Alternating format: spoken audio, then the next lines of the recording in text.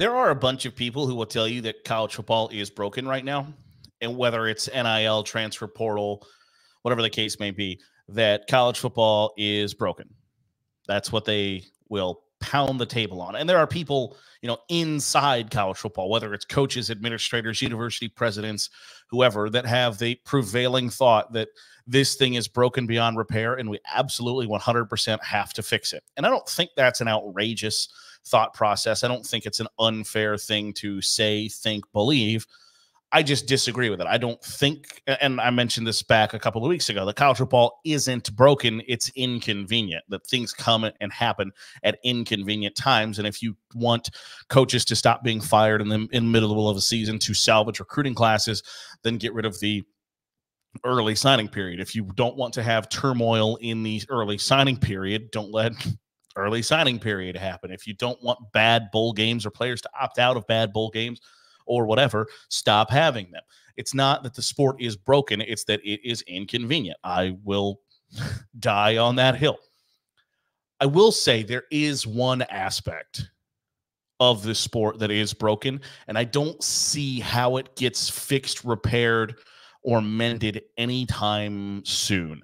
And that is the flow of group of 5 head coaches to coordinator positions at Power 5 schools continues to grow, and I think will continue to be a problem for group of 5 schools, because that gap between the Power 5 and the group of 5 is only widening to the point where I think it might be time to have a discussion about whether there should be a Power 5 college football playoff and a group of 5 college football playoff.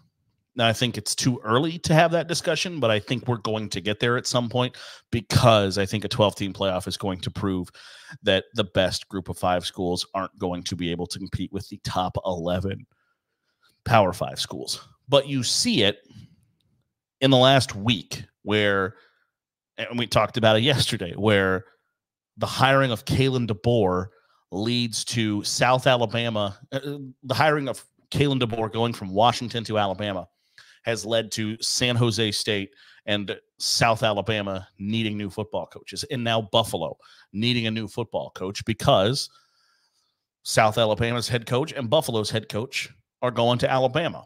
And why are they doing that? Well, because there used to be a natural kind of hierarchy and a natural progression of how you got to Power 5 head football job, right? You started as a position coach somewhere. You moved up the ranks of the position coach. You then became an offensive coordinator somewhere, and you drop down to the group of 5 to be a head coach. If you have 2 or 3 successful years, or even really one ultra successful year as a group of 5 head coach, you then catapulted into a Power 5 head coaching job.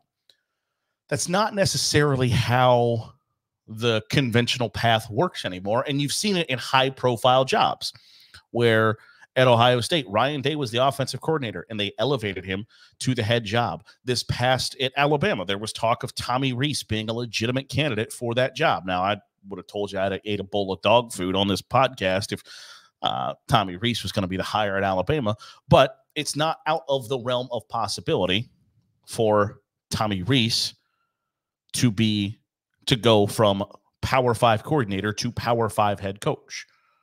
Mississippi State did it with Zach Arnett. Now, it ended up being more of a temporary basis when Mike Leach died, and they just elevated him from the defensive coordinator spot, but he became the head coach.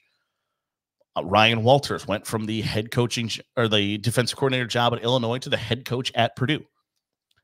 It's not an uncommon practice now to go from Power 5 coordinator to Power 5 head coach.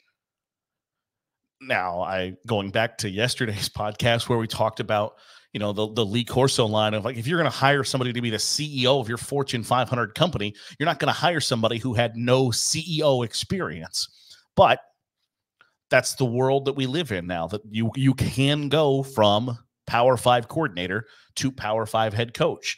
And in a scenario where you can go from Power 5 coordinator to Power 5 head coach while making more money than you are making as group of 5 head coach, like, guys aren't leaving South Alabama and Buffalo where they're the head coach, to go be a coordinator or a position coach at Alabama and make less money.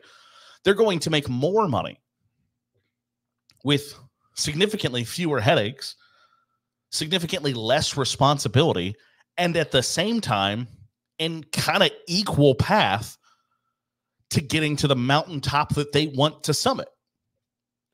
So it makes all the sense in the world. I can't fault the guys that are leaving Group of 5 head coaching jobs, becoming Power 5 coordinators. And there's talk that the head coach at Toledo, Jason Candle, could be the choice for Ryan Day at Ohio State. That if he wants to hire an offensive coordinator, that another Group of 5 head coach could be leaving to become a Power 5 coordinator.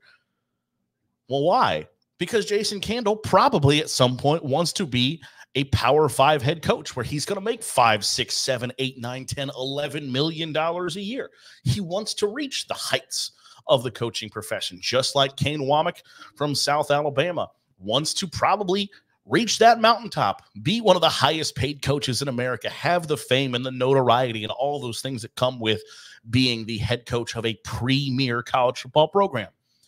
That ambition isn't going away, and it's not a bad thing. It exists, but when the path has, for the most part, completely changed to where the conventional path used to be, you had to go to Toledo or South Alabama or Wyoming or whatever Group of 5 school you want to throw in here, San Diego State, Fresno State, San Jose State, Old Dominion, James Madison, whatever the case may be.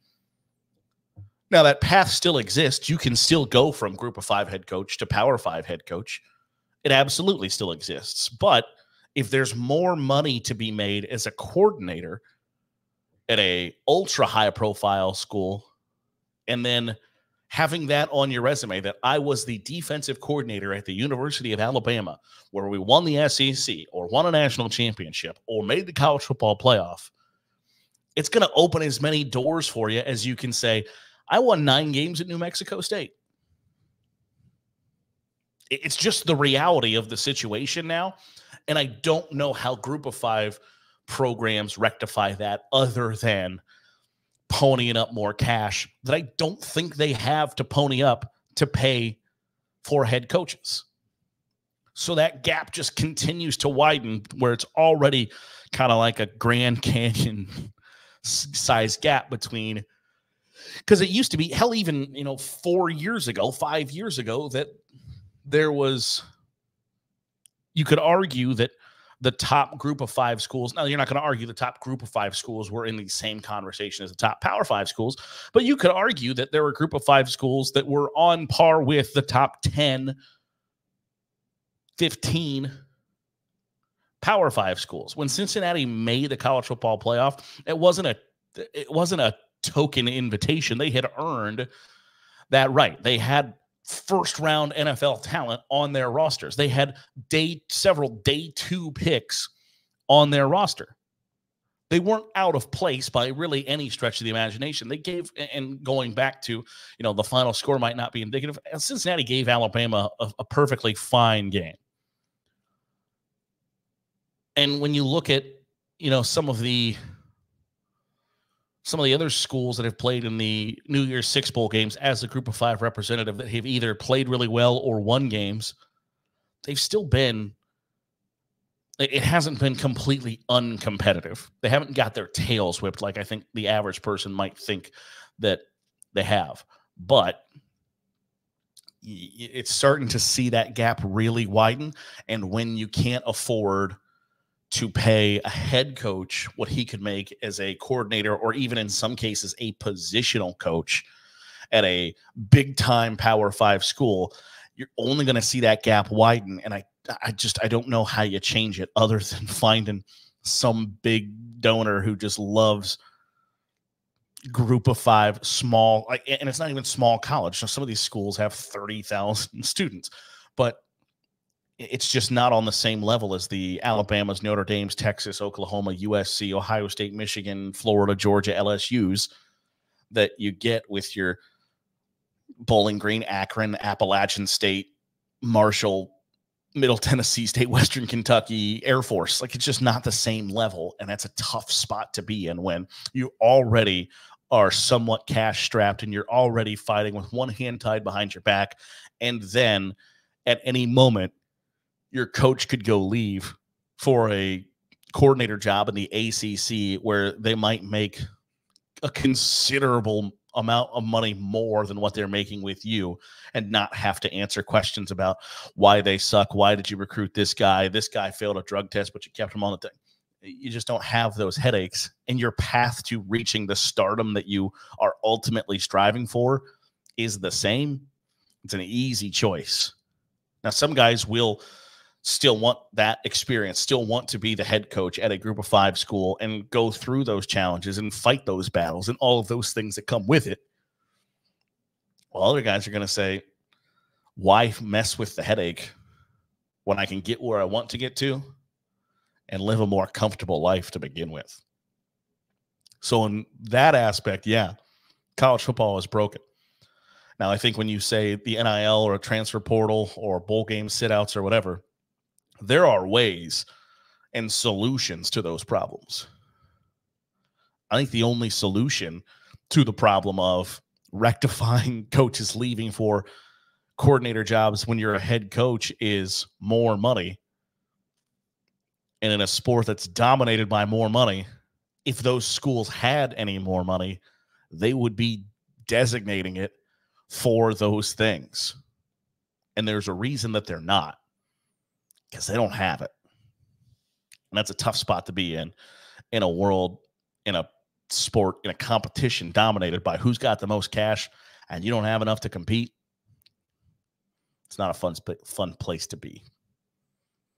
That'll do it for today's episode of the Daily Huddle. Appreciate you making us a part of your day, however it is, wherever it is you're doing so. If you are watching on YouTube, hit the subscribe button. Make sure you're getting all the great college football content that we're pumping out here on Saturday Glory. If you are listening to the podcast feed, drop a 5-star review. It goes a long way in helping out the channel. We'll be back at it tomorrow with another edition of the Daily Huddle here on Saturday Glory.